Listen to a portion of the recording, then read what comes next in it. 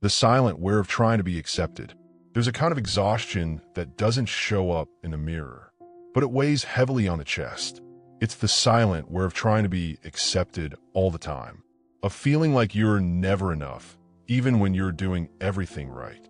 Maybe you felt this before. You achieve something, you receive praise, and still that sense of insufficiency lingers, as if something is always missing, something hard to even name. We grow up believing we need to improve more, deliver more, be more productive, more interesting, more perfect. And without realizing it, we step into a journey of constant self-criticism, automatic comparison, and a kind of perfectionism that promises safety, but delivers anxiety.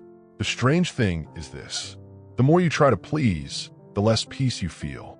It sounds contradictory, but it's incredibly common. In this video, I want to invite you to look more consciously at this mental programming, often formed early in life, sometimes in childhood, that now dictates the pace of your life. This isn't about giving up on growth, and it's not about becoming someone without ambition. It's about discovering a path towards self-acceptance, unconditional worth, and self-love. Even in the midst of imperfection, mistakes, and the very real journey you're already living, the feeling of not being good enough. It's curious how the feeling of inadequacy survives even the biggest achievements.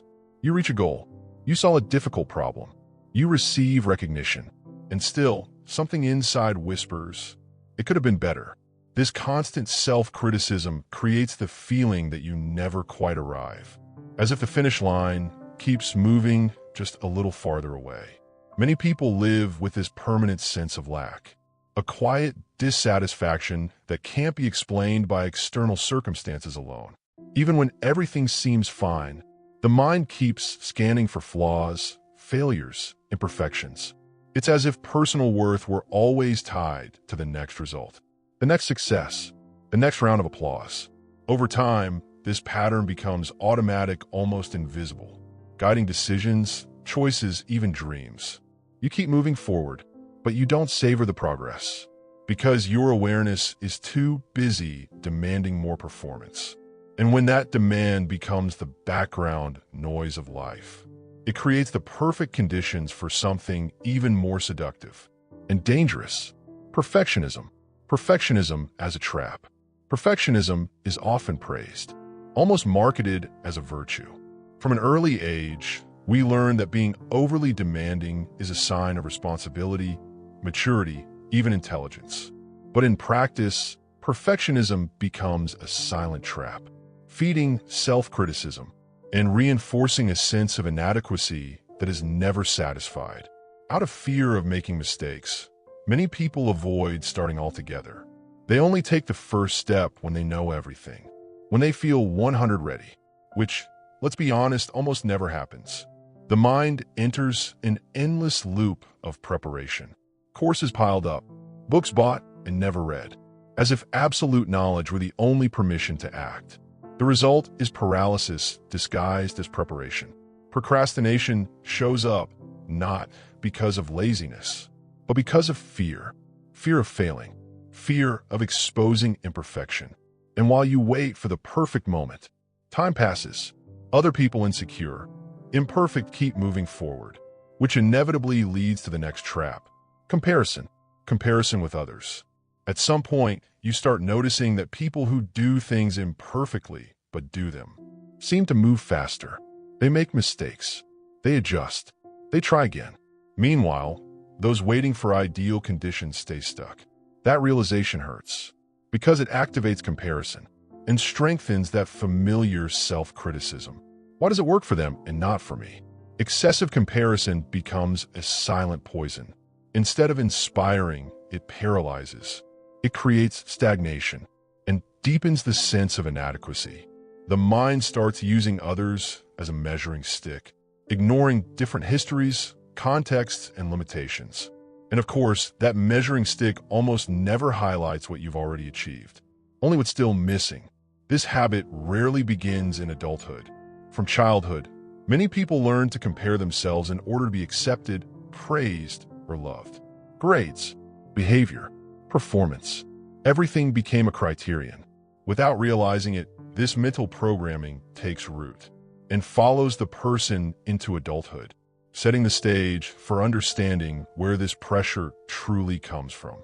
The influence of childhood and upbringing. Much of this inner pressure didn't start recently. In highly critical environments, the implicit message was clear: it's never good enough, even when there was effort or progress. The focus quickly shifted to mistakes, to what still needed improvement. The child learns early that love and acceptance feel conditional.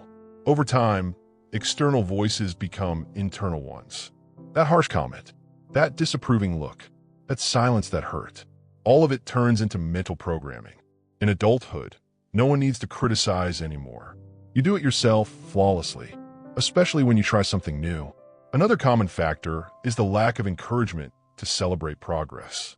Small victories go unnoticed, as if they weren't worthy of attention. And so awareness becomes trained to look only at imperfection.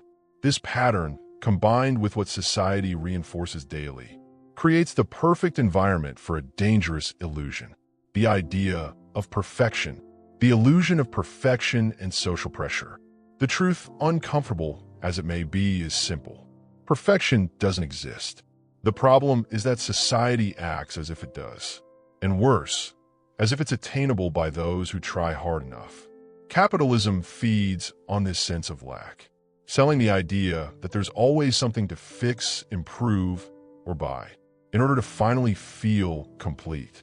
Social media, success standards, and poorly digested motivational messages reinforce constant comparison. There's always someone more productive, more attractive, more disciplined, and a mind already trained in self-criticism quickly concludes, the problem is me. This pressure turns imperfection into a moral flaw, making the journey even heavier. In this context, dissatisfaction stops being accidental and becomes intentional. Compare, consume, feel inadequate, automatically. But this model comes at a high cost. Anxiety, burnout, and disconnection from your unconditional worth. And when everything becomes pressure, even mistakes, which should teach, start to feel threatening. Mistakes as part of the process.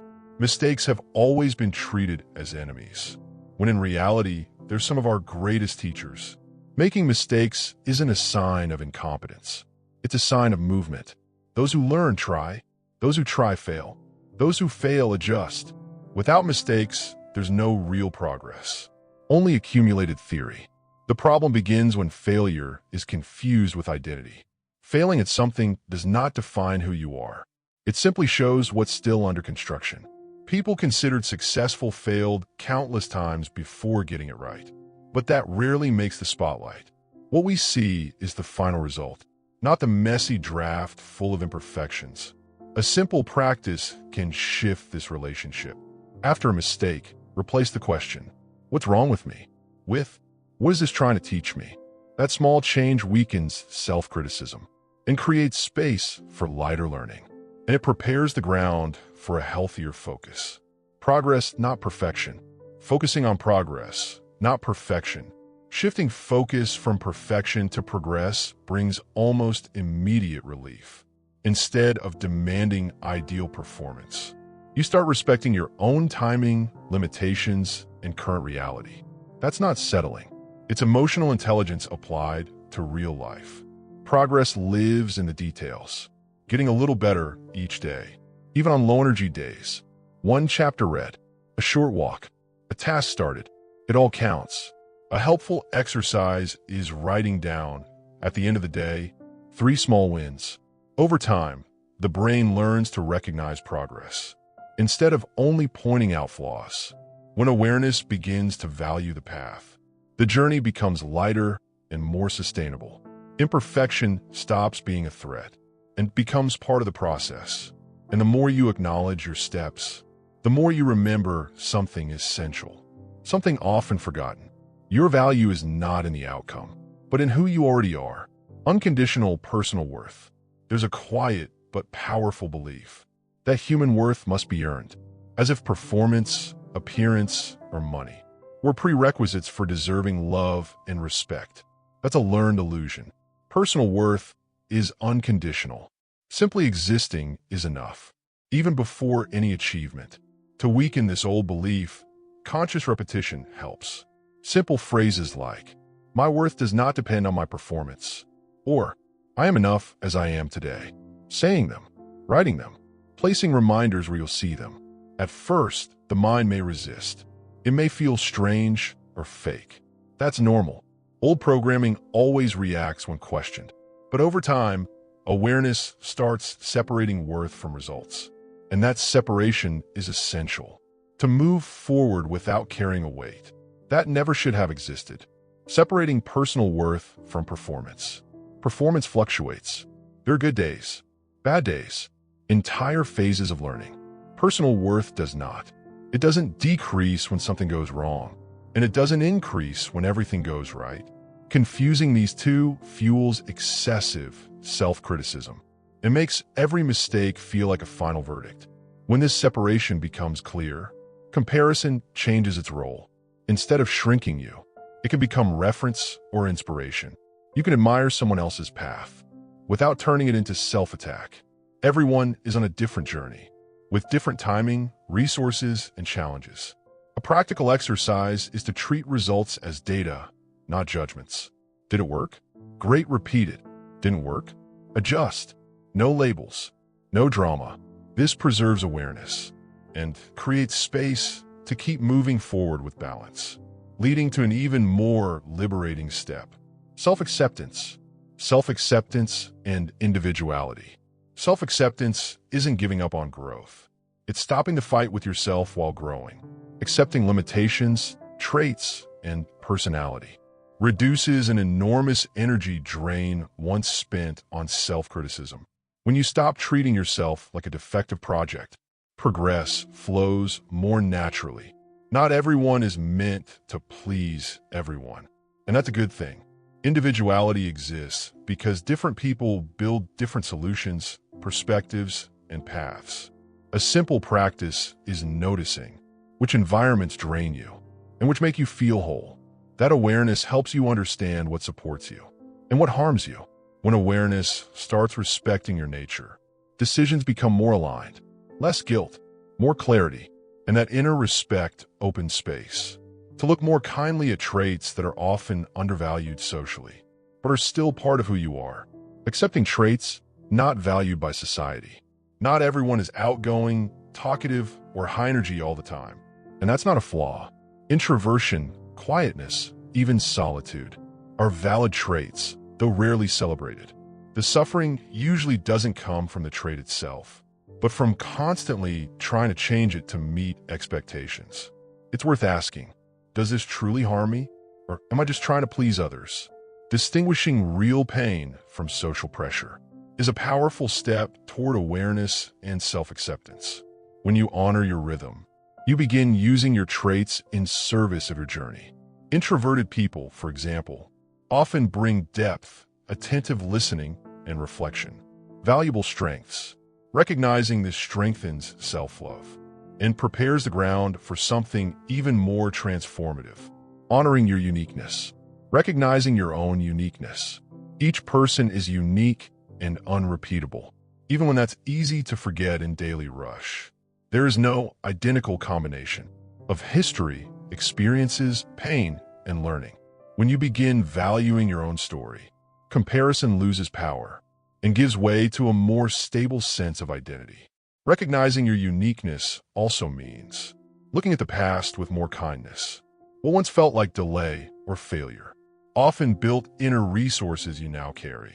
A helpful exercise is writing down 3 difficult situations you overcame and what each one taught you. This reinforces awareness of your own worth. That honest perspective strengthens unconditional self-love, the kind that doesn't depend on perfect performance. And when pressure decreases, something shifts naturally. Peace. More peace, less pressure. When pressure fades, the anxiety to get there already fades too. Life stops being a constant race for validation and becomes more present. You realize you don't need to prove your worth all the time. It already exists, regardless of pace or stage. With less pressure, focus naturally moves to the process. Who you are becoming matters more than rushing toward a label of success. This shift brings clarity to decisions and reduces emotional wear because the path stops being an enemy and becomes an ally. Peace doesn't come from the absence of challenges, but from how you relate to them. When self-criticism loses ground, energy becomes available to live, learn, and adjust. And in that lighter state, a simple truth stands out, preparing the ground for the final message. Final message. After all this, perhaps the hardest and most liberating message is accepting that you are already enough. Not when you improve, not when you get it right more often, not when you become less imperfect. Now, as you are, with flaws, doubts, limits, and everything that makes you human, you already have what you need in this moment to take the next step on your journey. Not the perfect step, the possible one. Life doesn't demand finished versions of you. It asks for presence, awareness, and the willingness to keep going even while stumbling. Mistakes don't invalidate the path. They are part of it. Your worth is real, unconditional, and not up for negotiation. You are worthy of love, respect, and belonging, including your own. And maybe this isn't a final conclusion, but a gentler starting point for continuing to live. After walking through all these reflections, one simple but powerful question remains. At what moment did you learn that you needed to be different, to deserve love, respect, or acceptance? Noticing that is already an act of awareness. From here, you can begin questioning old patterns, choosing more gently, and transforming self-criticism into learning. What would change in your routine if you replaced the pursuit of perfection with a commitment to progress? What would your decisions look like if mistakes stopped being threats and became tools? Small daily choices, respecting your limits, celebrating simple wins, interrupting comparison, build a lighter, more authentic journey. Now the practice begins. Take these reflections into your daily life. Observe your thoughts. Experiment with new ways of treating yourself. And if this content resonated with you, subscribe to the channel and turn on notifications to follow more reflections like this. Your process matters. Your story matters. And it continues from here.